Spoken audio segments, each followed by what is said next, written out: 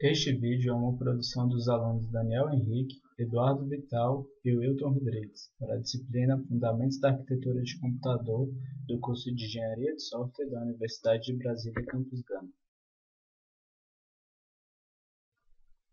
Os pré-requisitos para entender essa aula são codificação binária e introdução aos sistemas digitais.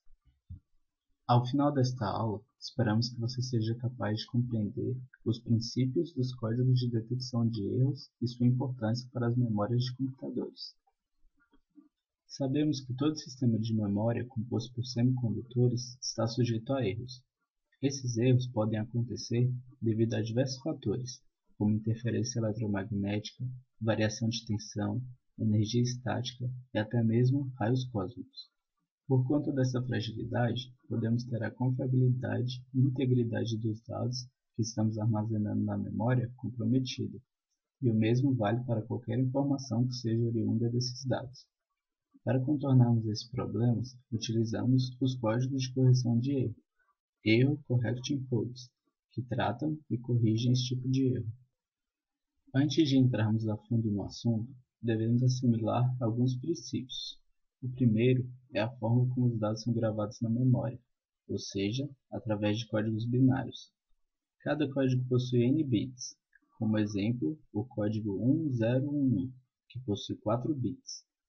Agora que sabemos o que é um código binário, para mantermos a confiabilidade desse código, adicionaremos bits extras ao código inicial.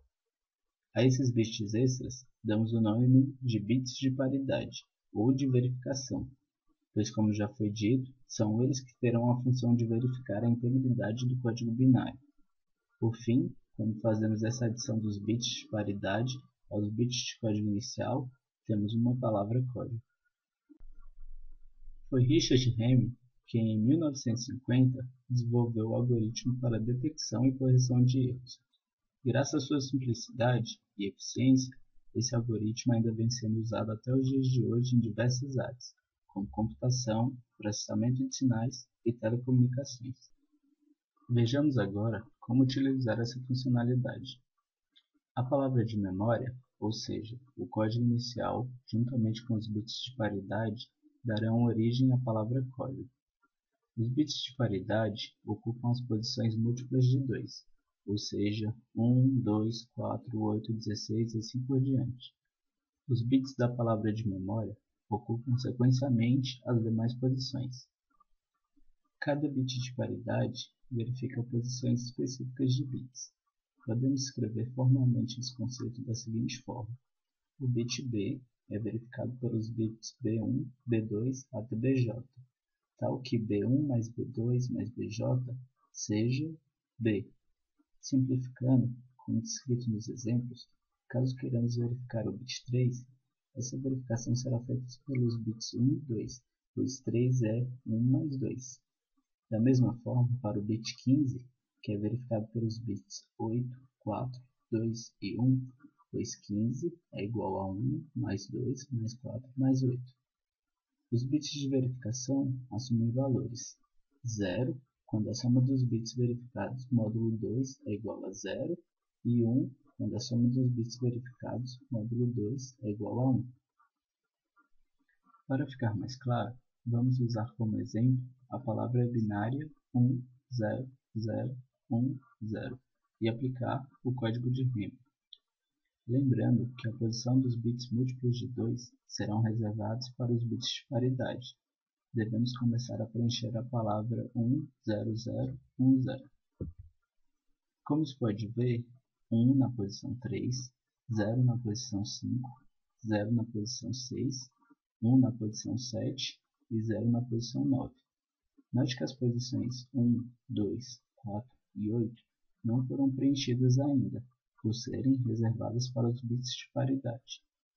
Caso tivéssemos apenas uma palavra composta de 4 bits, iríamos apenas até a posição 7, não sendo necessário o bit de paridade 8. Agora que a palavra binária foi disposta na palavra código resultante, devemos definir que valores os bits 1, 2, 4 e 8 devem assumir. Como visto na tabela do lado superior direito, o bit de paridade P1 na posição 1 é responsável pelos bits 3, 5, 7 e 9. Relembrando, para saber quais bits são verificados pelos bits de paridade, basta decompô-los. Por exemplo, o bit 7 é decomposto em 1, 2 e 3. Logo, os bits de paridade P1, P2 e P3 são responsáveis por sua verificação. Note que na coluna 2 da tabela é mostrado os bits que são verificados por cada bit de paridade. Depois, substituímos os bits por seus valores. Os somamos e verificamos se o resultado é ímpar ou par. Caso seja ímpar, o valor do bit de paridade é 1. Caso seja par, o valor é 0. O resultado dessa soma pode ser observado na última coluna da tabela. Após encontrarmos os valores dos bits de paridade, devemos colocá-los em seus lugares, como pode ser notado na tabela abaixo. Essa é a palavra-código gerada pelo código de Hamming, capaz de verificar quando 2 erros ocorrem e corrigir quando apenas um erro ocorre. Agora, iremos simular a ocorrência de um erro. Pegaremos a palavra-código que acabamos de produzir e iremos aplicar um erro na posição 3. Como pode ser observado, o valor do bit 3 passou de 1 para 0. Novamente, devemos verificar se a soma dos valores de cada bit verificado é igual a um número par ou ímpar. Mas dessa vez, o próprio bit de paridade deve entrar na soma, como pode ser observado na segunda coluna da tabela. A última coluna da tabela mostra o resultado. O valor é igual a 0 quando o resultado da soma produz um número par, e é igual a 1 quando produz um número ímpar. Mas notem que quando se está verificando se há erros na palavra-código, o valor 0 diz que não foram encontrados erros, enquanto que o valor 1 indica que um erro pode ter ocorrido. Sendo assim, foi identificado um erro nos bits de paridade P1 e P2. O bit P1 ocupa a posição 1 e o P2 a posição 2. A soma das posições dos bits de paridade errado informa o bit que foi adulterado. 1 mais 2 é igual a 3, logo o bit adulterado é o bit 3. Basta agora inverter o seu valor para corrigir o erro. Deixando de forma bem clara, para saber em qual bit foi verificada a ocorrência de um erro, basta selecionar os bits de paridade que apresentaram um valor igual a 1, nesse caso, os bits 1 e 2, e somar as suas posições. Como 1 mais 2 é igual a 3, sabemos que o bit adulterado é o bit 3. Agora basta trocar o seu valor, passar de 0 para 1 e obteremos a palavra código sem erros. Com esses procedimentos, é possível codificar qualquer número binário de qualquer tamanho e garantir a correção de um erro, desde que não ocorra mais de um erro. Os códigos de Hamming podem detectar e corrigir apenas um erro simples, detectar até 2. Porém, quando o erro duplo ocorre, não é possível corrigir, e caso tente corrigir um erro duplo, a correção será errônea. A utilização de um bit de paridade extra, que verifica todos os outros bits, corrige esse problema. Assim, é possível saber se ocorreu um erro simples ou um erro duplo, e tomar a decisão de corrigir o erro apenas em caso de ser um erro simples.